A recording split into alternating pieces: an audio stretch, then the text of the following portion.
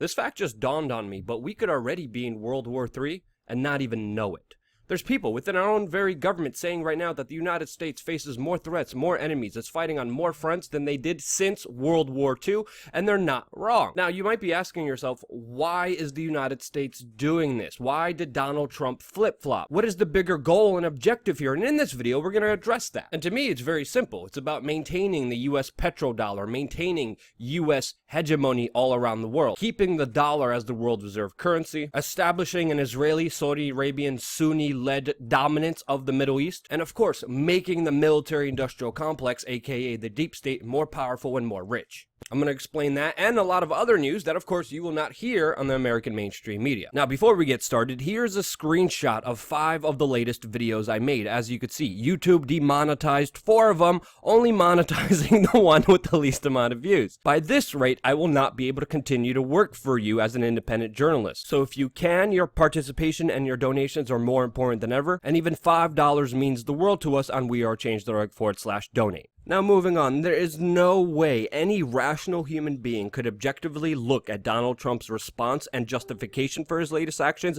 and believe them. There is no humanitarian cause or purpose. All you have to do is look back at American history to understand the duplicitous messages and hypocrisy. There's a bigger thing at hand here. And right now the stakes couldn't get any higher as North Korea is preparing for war, ordering its citizens to evacuate its cities, telling foreign journalists in North Korea to prepare for a big and important event as China prepares its military, and Donald Trump announces that he will go it alone if China doesn't help him, and is sending an armada of naval ships towards North Korea right now, as North Korea is preparing to celebrate the 105th birthday of its founder on April 15th, just a few days from now. It will be very interesting to see how China potentially responds to a global conflict between North Korea and the United States, but it's not only China the United States has to worry about, but Russia, which even our own Secretary of State Tillerson said that relations are at a low point between these two nuclear-armed countries. As Russia is advancing its advanced nuclear weapons, we are seeing conflicting talk from the United States. The current breaking news on the quagmire in Syria is President Donald Trump announcing that he is not sending troops into Syria. But people are forgetting that he already did send troops inside of Syria just weeks ago, and that he has been continuing to flip-flop majorly. Of course, the Russians don't believe him, as they're saying that the US is planning more missile strikes inside of Syria, leaving many people here in the United States asking, what the malarkey? Trump, what are you really doing? He previously tweeted how the United States should never attack Syria, how this potential conflict would not only cost resources, money, and be a big waste of time, but also potentially cause World War III, and now he is tweeting congratulations to his military for attacking Syria. He tweeted previously that China is not a friend of the United States, and now he just tweeted how it was a great honor to meet with the Chinese president, and he will no longer call them a currency manipulator. Just today, he said NATO is not obsolete, after previously saying it was. So why did Donald Trump recently join the forces of Al-Qaeda and ISIS and decide to attack the Syrian government that has been fighting them? Why did he flip-flop on Bashar al-Assad, on Janet Yellen, on NATO being obsolete, on export-import banks, and on China being a currency manipulator? Well, you have to understand, Donald Trump is following procedures that have been carried out by George W. Bush and Barack Obama before him, clear set orders and rules and plans that former NATO Secretary Wesley Clark exposed a few years ago, where he said the Pentagon in 2002 had a plan to get rid of 7 countries in 5 years. Now, I confronted General Wesley Clark about the continuation of this plan just a few years ago,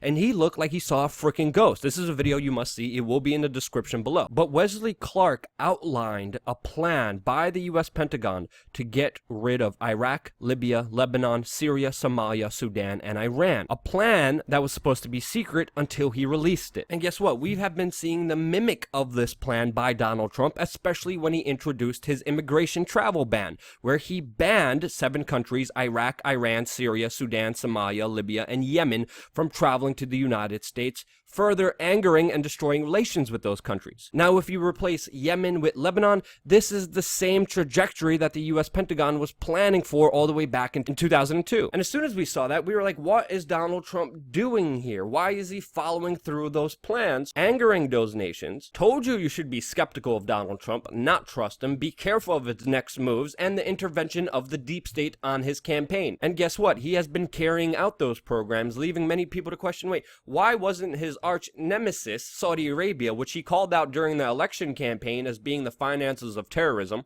Why weren't they on the travel ban list? Well, we're going to explain that.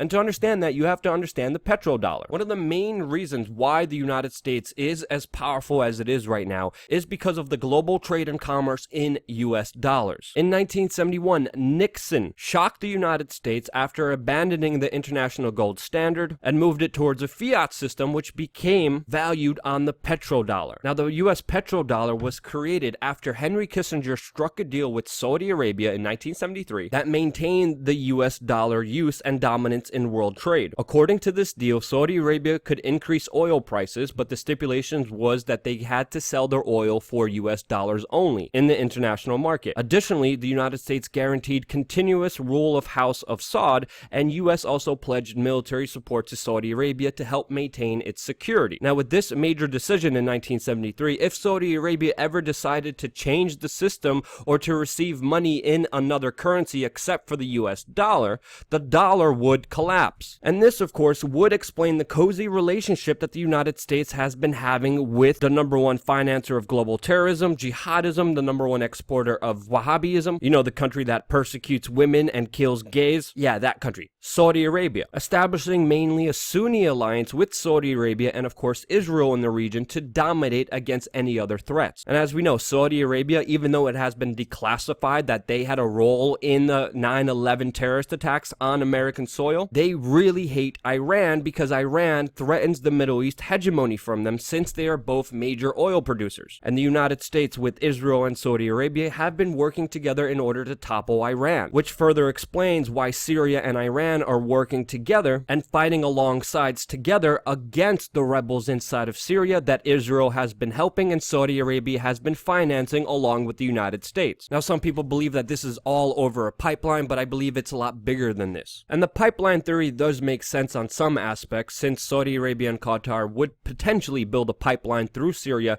that would go into Europe and, of course, bypass Russia's dominance of the oil trade inside of Europe. And if Saudi Arabia would be able to pull this off, they could guarantee more control over the United States, since the US petrodollar would rise, and at the same time squash out their competition, Iran, who also has been doing major oil deals and trade deals with China. Now, another factor in this is that if Syria falls, Israel would be able to grab the Golan Heights region, which has been contested between the two nations for a very long time now. Turkey already is moving its border inwards towards Syria, and if Syria falls and becomes a balkanized nation, both Iran, China, and Russia would lose a key ally and their representative inside of the Middle East. As we know, Syria has been closely aligned with China and with Russia. It's also interesting to see that Iran has been financing Hezbollah and also the Palestinians inside of Israel, and of course Israel still sees that as a threat, which explains the diabolical alliance that they have made with Saudi Arabia and the United States. Now, all doesn't look good for the US petrodollar. If you look at American foreign policy, it has been dictated by bombing, destroying, and toppling states that threaten it or decide not to participate in the petrodollar system, as we have seen with Iraq, who started selling oil in euros instead of dollars, and then shortly after they were destroyed. Iran has been labeled one of the major enemies of the United States, and they, in 2012, stopped participating with the US petrodollar. The same goes for Libya, that decided to trade in gold-backed dinar and set up a Pan-African Union currency, and shortly after, that country was also destroyed and overthrown. But here's the bigger story here. In 2015, Russia began selling oil to China, not on the US dollar. China started building up its own commodities market, and they created a Shanghai Gold Exchange, backing their yuan on the gold standard. Just a few days ago, on April 2nd, 2017, before Donald Trump decided to launch Tomahawk missiles inside of Syria against the ally of China and Russia both decided to join forces to bypass the US dollar in global markets, shifting towards the gold trade. And this leads to a very serious situation that is affecting us with domestic policy, economic policy, and of course foreign policy. Domestically, we have seen Donald Trump abandon his economic reform in order to embrace military spending. He has dramatically increased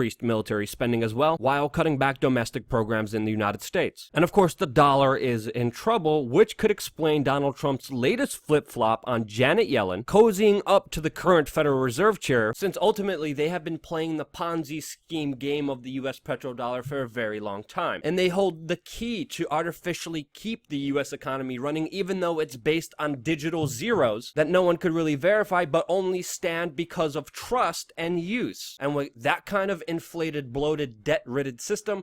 It cannot coexist with reality, and sooner or later, the American public will have to face the consequences of this rigged system. Also, interesting to note, one of the countries that doesn't have a central bank in this world is North Korea. With all this happening, I'm going to keep my eyes on China since they have publicly criticized the United States for bombing their ally Syria. And to me, this situation unfolding between China and the United States will have the biggest impact. So stay tuned to this YouTube channel for the latest reports on that. But one thing that is very clear is that this cannot continue for any longer. As American foreign policy becomes more aggressive, it is creating instability all around the world in order to protect its hegemony. And with Donald Trump feeding the military-industrial complex and the deep state with more finances and digital money that's virtually made up, it's leading to a catastrophic situation which we're seeing unfold on the world stage right now. I just don't understand why they won't release the free energy devices so we don't have to do this insane thing. But whatever, that's just my opinion on the situation. Let me know if you thought my analysis was correct in the comment section below. I look forward to engaging with you in this dialogue or even possible debate. Don't forget to subscribe and of course support us on wearechange.org/donate. It's not just me here. There's an entire team of journalists, of editors, of researchers on wearechange.org working their butts off every single day, giving you the latest news as it breaks. To support us, to allow us to continue our work, please go to wearechange.org/donate and consider donating towards real independent media. Thank you again so much for watching. Love you guys very much.